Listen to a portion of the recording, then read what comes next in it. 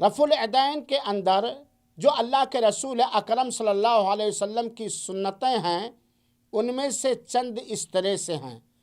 پہلی بات تو یہ ہے کہ رفع الیدین کرتے وقت انگلیاں، ہاتھوں کی انگلیاں آپس میں سمٹی رہیں۔ دوسری بات، بالکل ہتھیلیوں کے اندرونی حصے قبلہ کی جانب بالکل اس طرح سے سیدھی رہیں، انگلیاں سمٹی رہیں۔ نمبر 3، دونوں ہاتھوں کو نماز کے رفع الیدین کے اندر یا تو کندھے کے برابر اٹھایا جائے اور یا تو کان کے لو کے برابر اٹھایا جائے۔